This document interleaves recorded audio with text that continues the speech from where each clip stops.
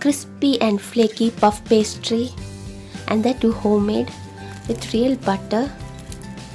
I'm sure it is a real pleasure for all home bakers to try a fail-proof recipe. And if you watch this recipe closely, I'm sure you can recreate it at home.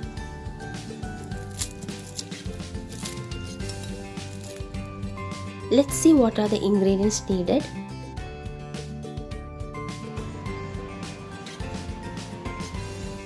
So in a mixing mold, add in 3 cups of flour. Here I am using a 200 ml measuring cup. Level out the flour in the cup using a knife or a spoon for easy measurement. So here you need 3 cups of flour, which is around 360 grams.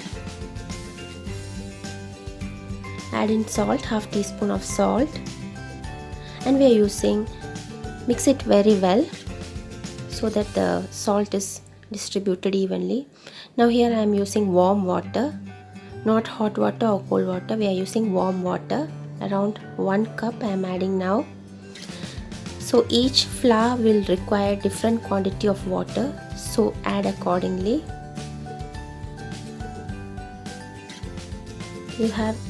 You must not see any dry flour in the bowl. So until then you will be adding in water and kneading it slowly. So I am adding extra 1.5 tablespoon more of warm water. The thing to note is we are not going to knead the dough. We just make it into a rough dough and allow it to rest for 20 minutes. This 20 minutes resting time will make the dough smooth and elastic. So here I am going to rest the dough for 20 minutes. Cover and keep it aside.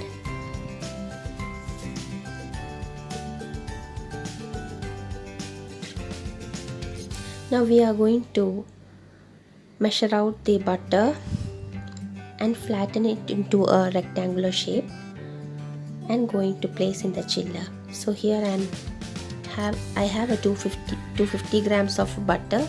I have taken half of that and placed it into a parchment paper. Now using a rolling pin, I will flatten the butter to a rectangular shape, which takes time.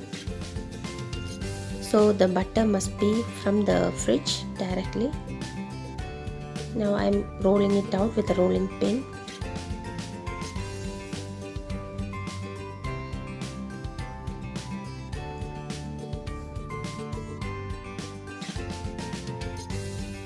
Puff pastry available in the supermarkets uses pastry margarine, which is a hydrogenated vegetable fat, and I don't prefer it because it's unhealthy.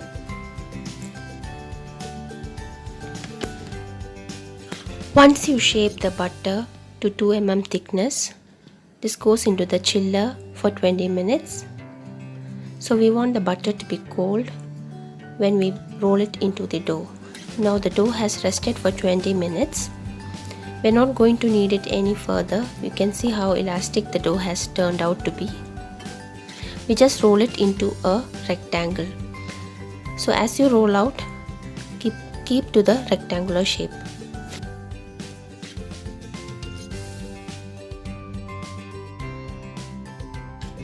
Now we will be folding the dough like how we close a book. So just measure out the butter and see how long or how wide we have to roll out the dough. Now place the butter and cover with the dough. Press the edges of the dough to seal it so that the butter doesn't ooze out when you roll it out. So now we are going to do the first folding. There is total of 4 foldings for this puff pastry. So this is the first folding in which we will roll it out to a rectangular shape.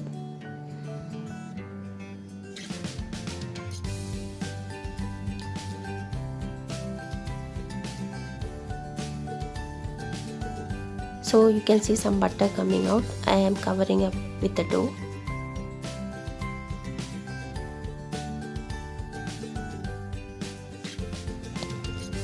So here I will just measure, it's around 12 by 10 inches, and I will make the first fold of how we close a book.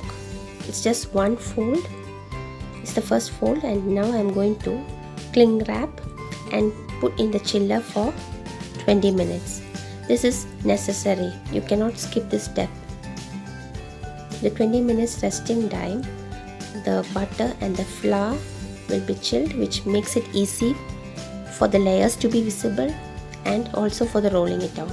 So its first fold is over, and after 20 minutes chilling, the dough will be a bit more firmer. Now sprinkle more flour, and now we are going to make the second fold. Now roll it to a rectangle. Always try to keep up to the rectangular shape. Measurements is actually not necessary, but it should be a long rectangle. So if you doesn't have a skill, it's okay. Now for the second fold, I have rolled it out to 18 by 12 inches. Now I'll be folding it into 3. The second fold, we are going to fold the puff pastry into 3 sections. I'm making a indentation to see that it is the second fold. Now again I will cling wrap and again chill for 20 minutes in the chiller. In the meantime, I'm going to make a curry potato filling for my puff pastry, which I will update later. Now for the third folding, again dust flour and roll it out to a long rectangle. Just follow what we did for the second folding. So I just fold it into 3 and I'm making 3 indentions, and again it goes into the chiller for 20 minutes. And we're now going to do the fourth and the final folding.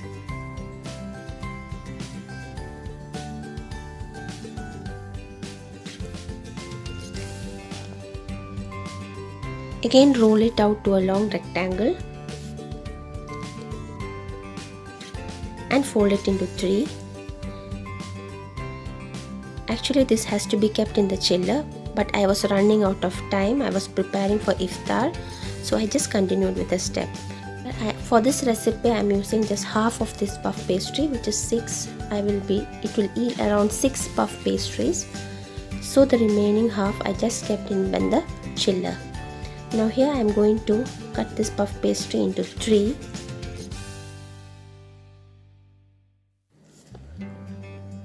Roll it out slightly.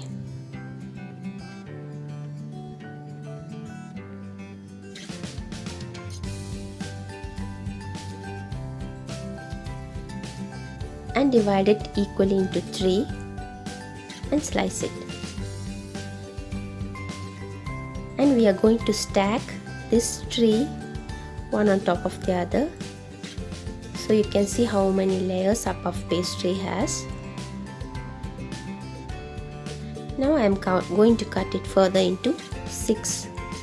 It's quite tall and thick, but this is the way we do it. Okay, you can see the layers. If it has chilled, you would have seen more layers.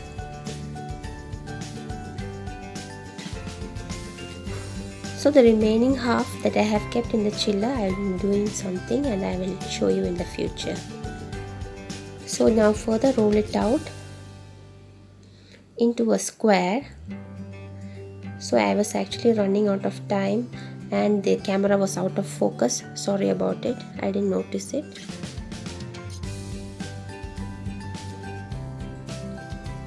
So I am rolling it out to a square and keep a generous amount of the curry potato filling, which is chicken, potato and masala. Top it off with small piece of egg and press the edges to seal. So I am making rectangular shape puff pastry. You can use either make it square or whatever shape you like to. So this is the third puff pastry. Roll it out into a square. Apply generous amount of filling and seal the edges. You may use water or egg to seal the edges, but I am using just the dough, pressing it. So before baking, now you can preheat your oven to 180 degrees for 10 minutes. Apply a gouache. So the first batch was consumed immediately after the baking. As we were fasting, we had the iftar, so this was the second batch. So you can see how crispy it has turned out to be. So do try, let me know your feedbacks and comments. If you're watching for the first time, do subscribe. Thank you. Inshallah, see you again with a wonderful recipe. Take care.